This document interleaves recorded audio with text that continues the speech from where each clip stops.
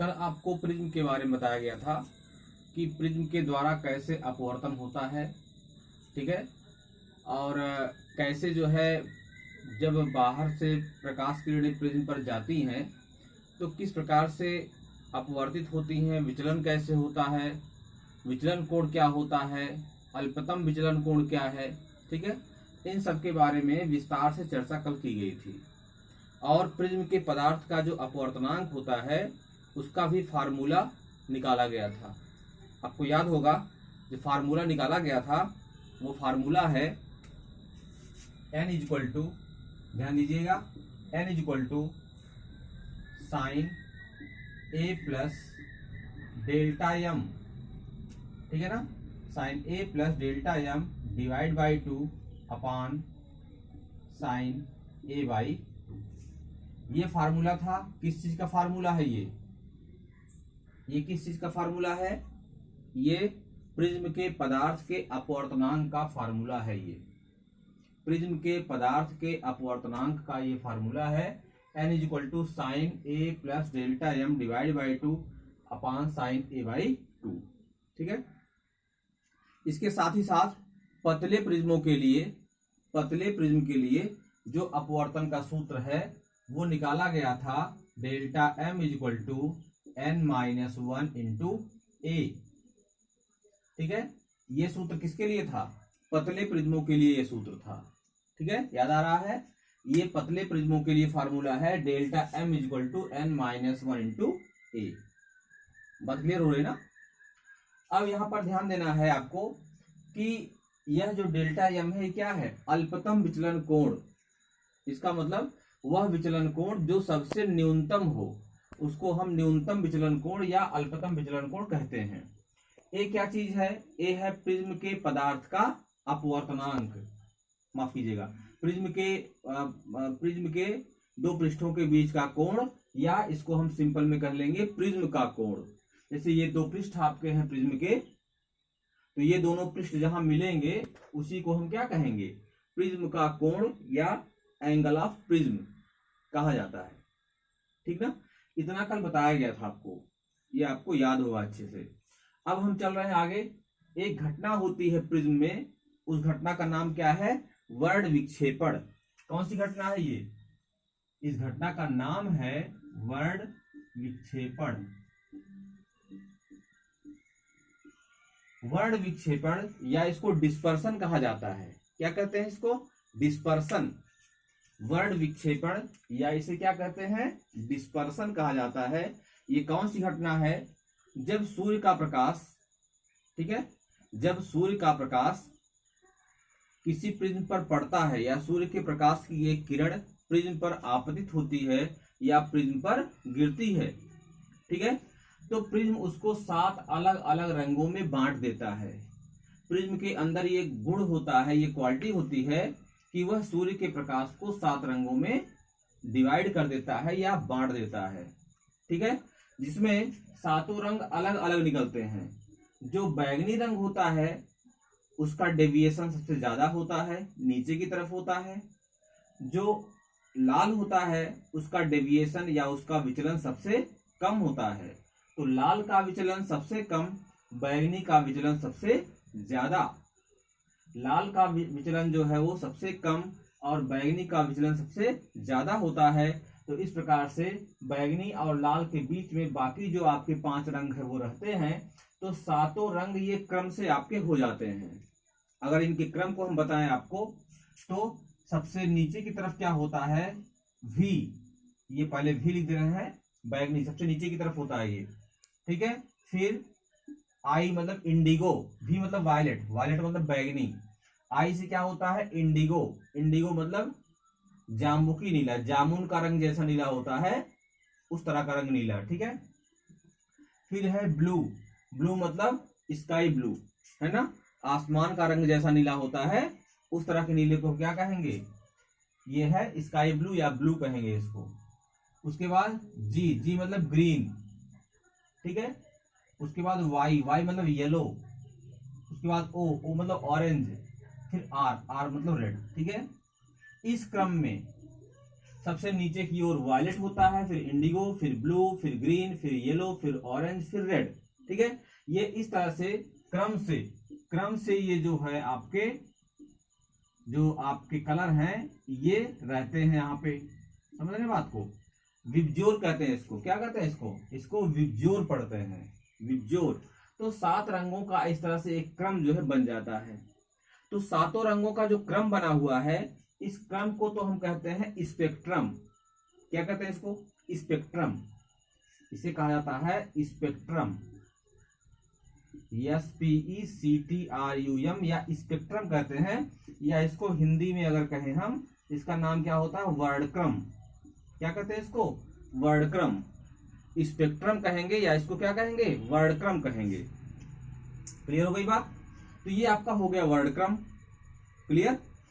अब 7 रंगों में बांटने की जो घटना है, प्रिज्म द्वारा सूर्य के प्रकाश को 7 रंगों में विभक्त करने की, बांटने की जो घटना है, इसी घटना का नाम क्या है? डिस्पर्सन या वर्ण विक्षेपण।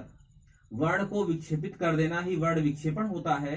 तो वर्ण विक्षेपण का मतलब होता है कि सूर्य के प्रकाश को 7 रंगों में बांट देने की घटना को ही हम क्या कहते हैं? वर्ण विक्षेपण कहते हैं, या डिस्पर्सन कहा जाता है उसको। क्लियर हो रही बात? ये डिस्पर्सन आपका है। तो ये घटना कौन सी है? ये घटना आपकी है वर्ण विक्षेपण। इतनी बात क्लियर हो गई ना? इसको मिटा दे रहे हैं। अभी आप समझ गए होंगे 7 रंगों का क्रम क्या होता है। ठीक है, अभी इधर आप मत ध्यान लगाइएगा, इधर हम अभी बताएंगे आपको। पहले आप यहां ध्यान लगाइए। ठीक है, पहले आप यहां ध्यान दीजिए कि ये इस घटना पर ध्यान दीजिए। ठीक है, अब यहां पर आपको बताया हमने कि बैगनी रंग सबसे नीचे होता है और लाल रंग सबसे ऊपर होता है।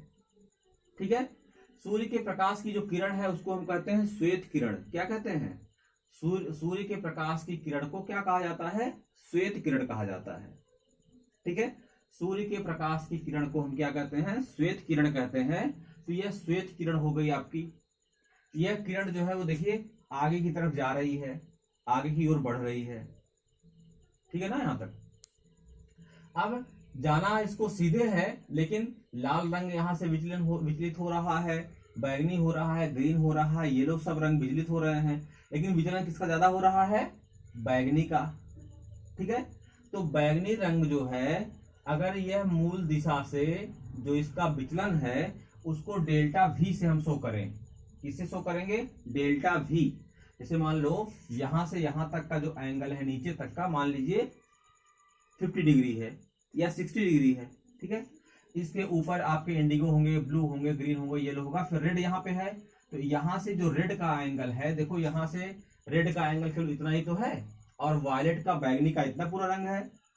ठीक है, तो बैगनी रंग का जो कोणीय विचलन है, बैगनी रंग का जो कोणीय विचलन है उसको अगर हम डेल्टा V से शो करें, डेल्टा V, और लाल रंग का जो कोणीय विचलन है उसको डेल्टा R से शो करें, तो दोनों को घटा देंगे अगर हम, तो क्या होगा? ऐसा कोण हमको मिल जाएगा जितने में कि सभी रंग स्थित हैं आपके। देखिए ये लाल वाला है, इसको जब पीछे बढ़ाएंगे तो यहाँ पर O बिंदु पर मिलेगा, और V को जब पीछे बढ़ाएंगे तो यहाँ मिलेगा। तो यह एक कोण हमको प्राप्त हो गया है। इसी कोण के बीच में ही 7 रंग आपके हैं। तो जो 7 रंग आपके निकले हुए हैं वह 7 रंग जो है एक विशेष कोण के द्वारा ही विक्षेपित हैं।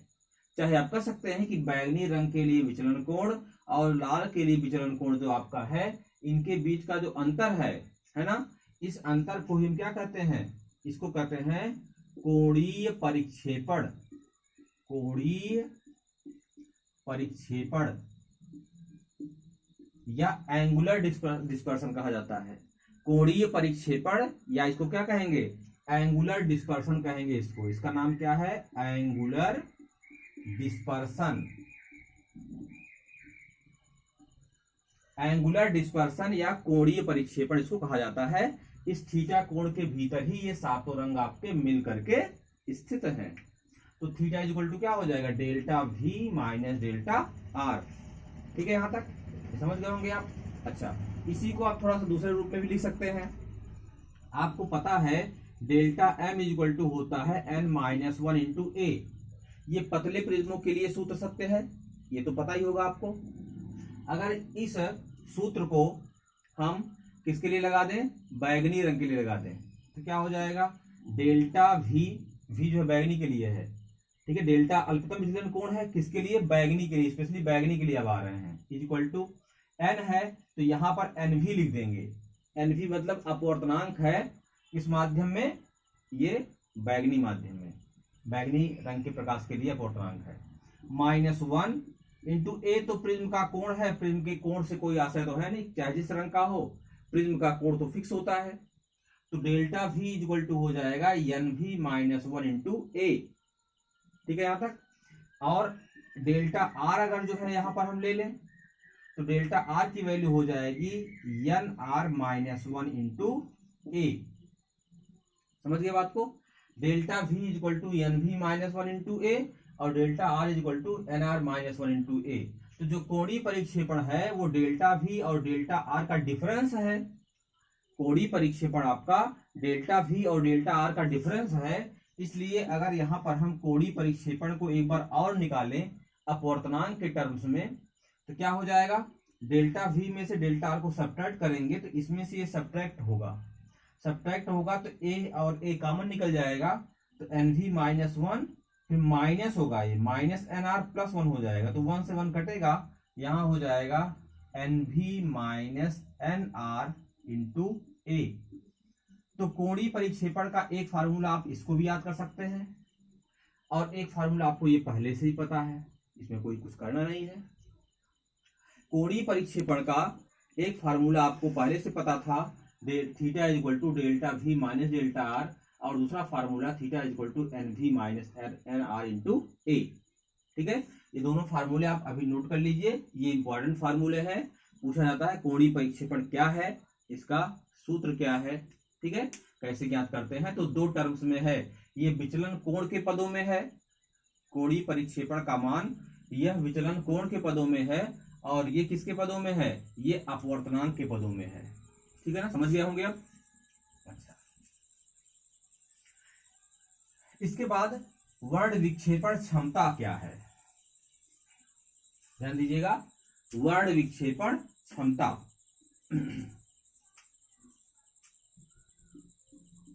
वर्ण विक्षेपण क्षमता,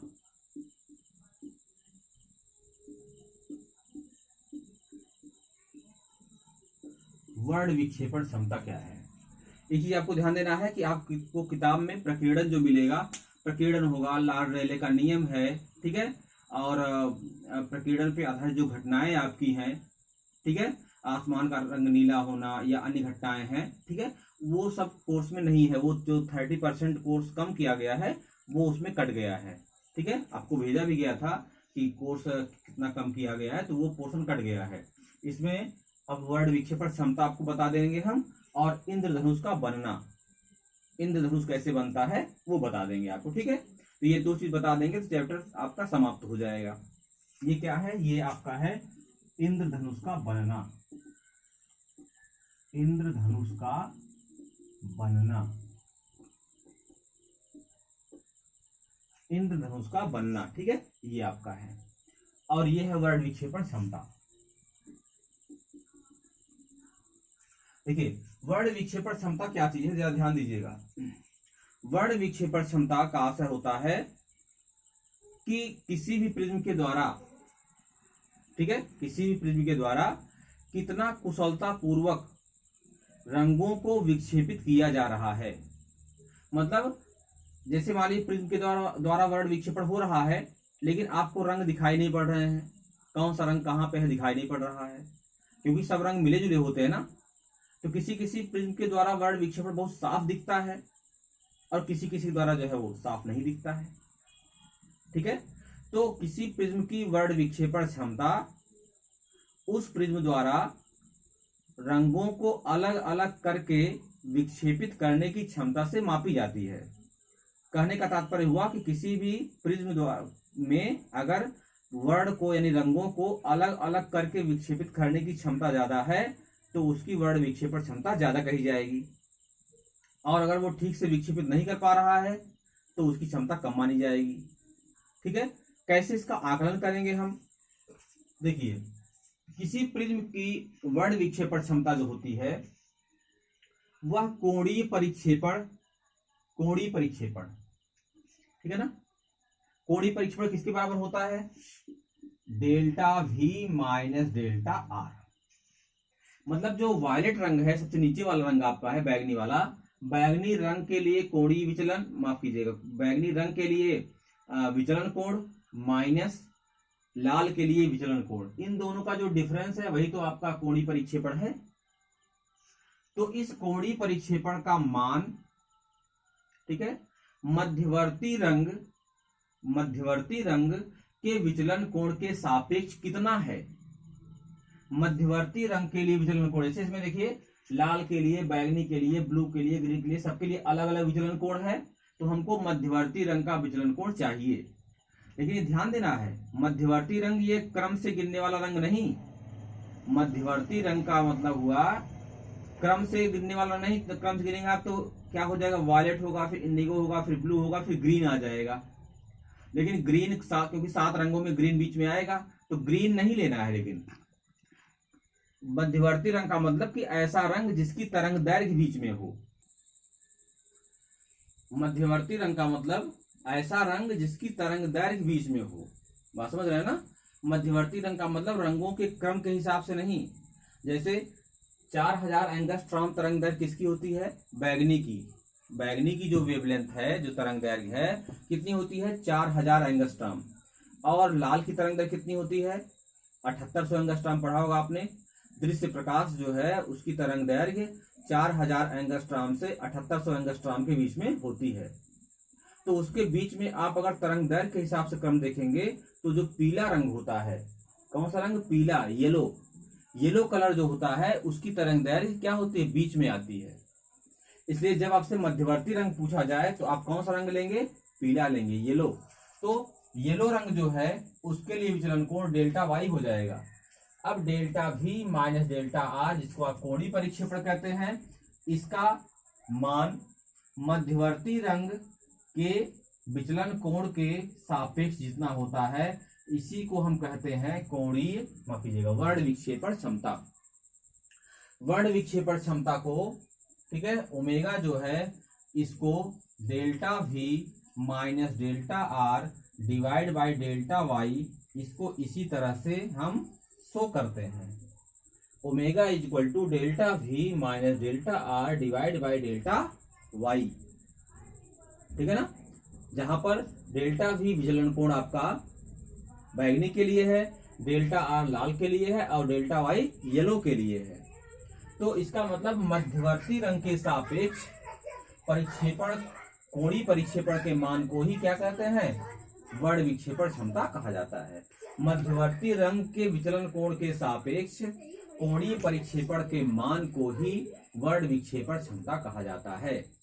अगर आप यहाँ पे डेल्टा V का मान, डेल्टा R का मान, डेल्टा Y का मान रखना चाहें तो रख सकते हैं। कैसे? डेल्टा V को आप ऐसे कर सकते हैं, क्या होगा इसका मान? NV माइनस 1 इंटू A, दिख रहा है? डेल्टा V की वैल्यू हो जाएगी NV माइनस 1 इंटू A। अरे पतले प्रिज्मों के लिए बात कर रहा हूं। पतले प्रिज्म के लिए जो विचलन कोण होता है डेल्टा, उसका मान क्या होता है?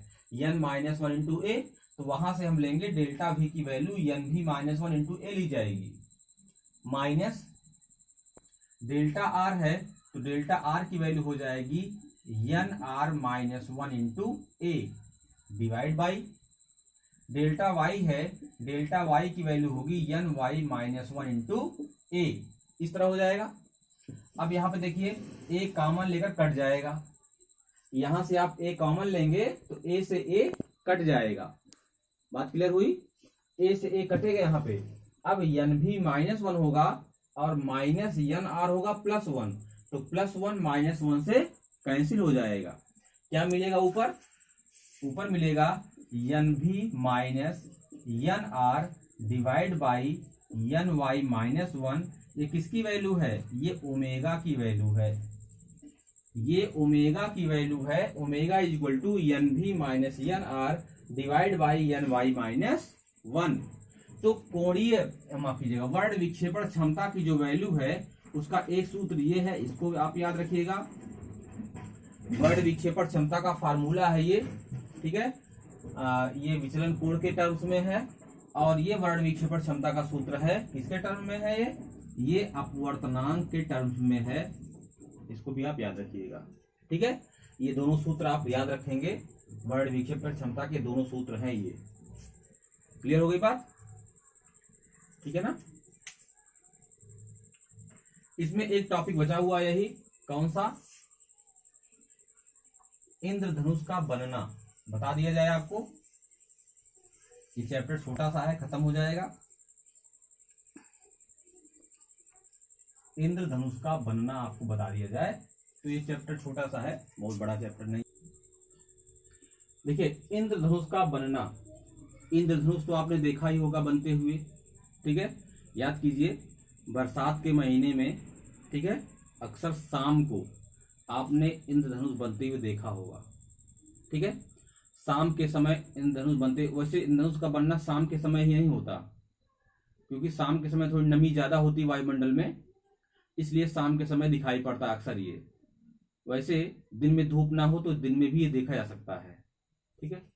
तो इंद्रधनुष क्या होता है कि 7 रंगों का की बनी हुई एक ऐसी आकृति जो कि चाप के आकार की होती है। आसमान में बनी हुई एक ऐसी आकृति सतरंगी, 7 रंगों से बनी हुई। सातों रंग आपको आप उसमें डिफ्रेंशिएट नहीं कर पाएंगे, अलग अलग नहीं कर पाएंगे, लेकिन 7 रंगों का बना हुआ एक चापाकार आकृति जो है आपको दिखेगी, तो देखने में आपको बहुत ही सुंदर लगेगा वो, ठीक है।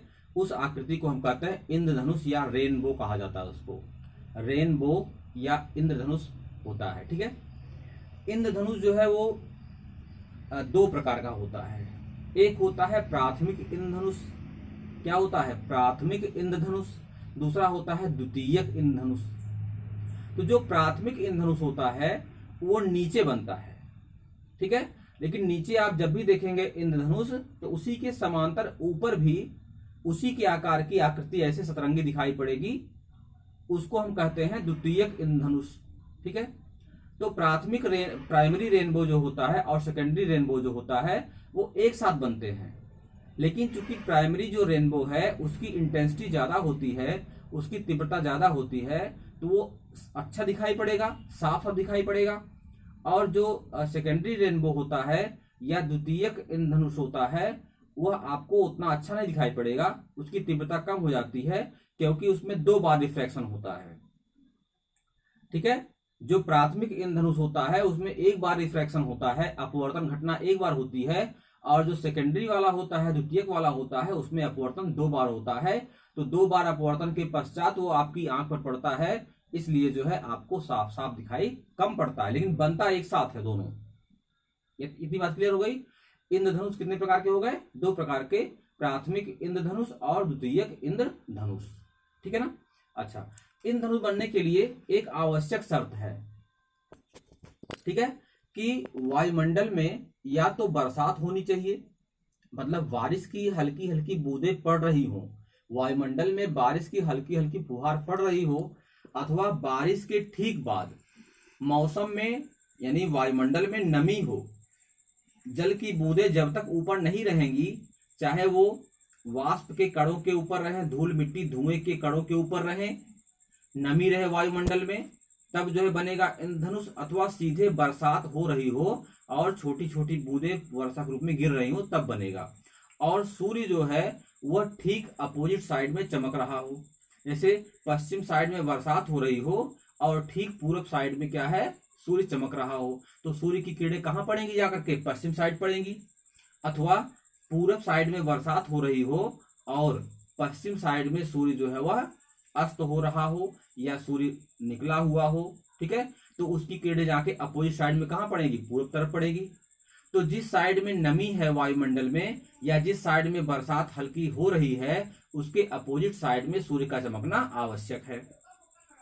और आप खड़े कहाँ होंगे, आप खड़े होंगे सूर्य की तरफ पीठ करके, आप सूर्य की तरफ पीठ कर खड़े होंगे तो जो इंद्रधनुष आपका बना हुआ है वो आपको दिखाई पड़ेगा। बात समझ गए ना। तो अगर ये देखिए, ये आप प्रेक्षक हैं, ये प्रेक्षक है, ये आपके आंख का ये तल है, ये प्रेक्षक के आंख का तल है, ये इसको हम कह सकते हैं ये इंद्रधनुष का अक्ष है, ये आपका इंद्रधनुष का अक्ष है। तो वर्षा की बूंदें जो है बहुत सारी है, कुछ बूंदें ऊपर हैं, कुछ नीचे हैं, ऐसी बहुत सारी वर्षा की अनंत बूंदें जो है वायुमंडल में हैं। आपको बता दिया कि वर्षा या तो हो रही हो, हल्की फुल्की बारिश हो रही हो, और नहीं तो वायुमंडल में पर्याप्त नमी हो, तभी ये बन सकता है। और सामने की तरफ से सूर्य किरणें जो है आ रही है, सारी किरणें सूर्य से आ रही हैं, ठीक है। तो प्राथमिक इंद्रधनुष जो है वो नीचे बनता है। इसमें होता क्या है, कुछ नहीं होता, सूर्य की प्रकाश किरणें आती है जब, है ना, तो ये वायुमंडल में ये जल है और बाहर वायु है, तो जब ये जल से टकराती हैं तो वायु से जल में जाती हैं, समझ रहे हैं, वायु से जल में जाती हैं, मतलब विरल से कहाँ जाती हैं, सघन में जाती हैं। और जब ये सघन में जाती हैं, ठीक है, तो सघन में जाने के बाद जब ये जल की बूंदों को पार करके निकलने का प्रयास करती हैं, तो उस समय जो क्रांतिक कोण होता है, क्या होता है, क्रांतिक कोण, उस समय जो क्रांतिक कोण होता है, आपतन कोण जो होता है वो क्रांतिक कोण से बड़ा हो जाता है। जब आपतन कोण क्रांतिक कोण से बड़ा हो जाएगा तो ये जो बाहर से प्रकाश किरणें आ रही हैं सूर्य से, वो बाहर बूंद के न निकल करके बल्कि बूंद के अंदर ही परावर्तित हो जाएंगी। ये बूंद के अंदर ही परावर्तित हो जा रही हैं। मतलब कौन सी घटना हो रही है, पूर्ण आंतरिक परावर्तन। कौन सी घटना है, पूर्ण आंतरिक परावर्तन, क्योंकि जल से प्रकाश की किरणें जो है वो वायु में नहीं आ पा रही हैं, सघन से विरल में नहीं आ पा रही हैं। ये जब सघन से विरल में नहीं आ पाएंगी तो उसी माध्यम में वापस लौट जाएंगी ये, और जब ये वापस लौट जाएंगी तो जाकर के फिर आपकी आंख पर पड़ेंगी। यहाँ कितनी बार अपवर्तन हुआ, एक बार अपवर्तन हुआ, मतलब यहाँ अंदर की बात कर रहा हूँ, इसकी बात छोड़ दीजिए कि वायु से जल में आए, फिर जल से यहाँ पे जल की गोलाकार बूंदों के भीतर अपवर्तन केवल एक बार हुआ, और उसके बाद यहाँ प्रकाश किरण पड़ेगी तो उसकी इंटेंसिटी थोड़ी ज्यादा रहेगी, क्योंकि अपवर्तन एक ही बार हुआ है, ठीक है। तो केवल एक ही रंग के लिए बात थोड़ी है ये, जब अपवर्तन होगा तो 7 रंगों में ये प्रकाश किरणें बढ़ जाएंगी। तो यहाँ पर बैगनी रंग आ जाएगा, फिर उसके ऊपर इंडिगो आ जाएगा, फिर ब्लू आ जाएगा, फिर ग्रीन आ जाएगा, फिर येलो आ जाएगा। तो 7 रंग आपके कहाँ, इसी के बीच में आ जाएंगे, समझ रहे बात को। तो ये अगर हम आंख के अक्ष से अपना लें तो 40 डिग्री सेल्सियस पर ये बैगनी होगा, और 42 डिग्री सेल्सियस पर क्या होगा, लाल होगा। तो लाल और बैगनी के बीच में ही 7 रंग रहेंगे। तो कितने अंश का डिफरेंस हो गया, 2 अंश का। अरे 42 पर लाल है, 40 पर बैगनी है, तो 2 अंश के बीच में जो है 7 रंग आपके हो गए। तो जो आपका आर्क बनता है, चाप बनता है इंद्रधनुष वाला, अगर पूछा जाए कि आपकी आंख पर कितना कोण बनाता है तो आप कहेंगे 2 डिग्री, ठीक है। इंद्रधनुष जो है वो आपकी आंख पर 2 डिग्री का कोण बनाता है। उसी 2 डिग्री के कोण में 7 रंग आपस में मिले जुले होते हैं, तो वो सतरंगी जो इंद्रधनुष होता है वो आपको अच्छा दिखता है, ठीक है। तो यहाँ पर ये दोनों बूंद जो दिखाई दे रही है, वह दोनों बूंदें जो है वो किसके लिए है, ये प्राथमिक इंद्रधनुष को शो कर रही हैं। इसके ऊपर जो 2 बूंदें आपको दिख रही हैं, अनंत बूंदें होती हैं, लेकिन ऊपर की तरफ की हमने 2 बूंदें लिया हुआ है। तो जब सूर्य से प्रकाश किरणें आती हैं तो ये भीतर देखिए, एक बार अपवर्तन यहाँ हो रहा है, पूर्ण आंतरिक परावर्तन होने के पश्चात किरणें यहाँ गई, फिर पूर्ण आंतरिक परावर्तन पश्चात किरणें यहाँ आई, तो फिर ये बाहर निकल के आई। कहने का मतलब प्रेक्षक की आंख पर ये फिर पड़ रही हैं, लेकिन गोलाकार बूंदों के अंदर जो है वो 2 बार अपवर्तन हो रहा है, इसलिए इसका नाम क्या है, द्वितीयक इंद्रधनुष। और पूछा जाए कि ये कितना होता है अक्ष से, तो यहाँ पर जो लाल वाला होता है वो 50 अंश पे, और बैगनी वाला जो होता है वो 52 अंश पे। तो यहाँ पर लाल नीचे होता है, लाल और बैगनी के बीच का जो एंगल होता है कितना होता है, 2 अंश का। तो 2 अंश का एंगल यहाँ भी होता है द्वितीयक इंद्रधनुष में, और 2 अंश का एंगल यहाँ भी होता है प्राथमिक इंद्रधनुष में। तो 2-2 डिग्री का कोण आपके यहाँ पर बनाते हैं, और इसकी तीव्रता कम होती, पहले बता दिया हमने आपको, क्योंकि ये जो है 2 बार अपवर्तन के पश्चात इसकी इंटेंसिटी में कमी आ जाती है, लेकिन ये आपको साफ साफ दिखता है। तो ये दोनों इंद्रधनुष जो है आपकी आंख पर कोण बनाते हैं 2 डिग्री का, और आपको उस आसमान में जो है ये सतरंगी जो है आकृति दिखाई पड़ती है, इसी को आप कहते हैं इंद्रधनुष, ठीक है। समझ गए होंगे कैसे बनता है ये। तो इतना ही इस चैप्टर में है, और न्यूमेरिकल आप लगा लीजिएगा, छोटे छोटे न्यूमेरिकल है। वैसे मैं कल एक पीरियड जो है इस न्यूमेरिकल पर दूंगा, इसमें एक ही सूत्र आपका है वही n equal to sine A plus delta M divide by 2 upon sine A by 2। इसी पर आपको न्यूमेरिकल मिलेंगे। थोड़ा न्यूमेरिकल में मान लीजिए कुछ अलग अलग क्वेश्चन में कुछ अलग अलग भिन्नताएं रहेंगी, तो मैं कल उस पर चर्चा कर दूंगा। आप लेकिन इसका न्यूमेरिकल लगा लीजिएगा, ठीक है। थ्योरी इतने पर ही है, यहीं तक थ्योरी समाप्त हो गई है, ठीक।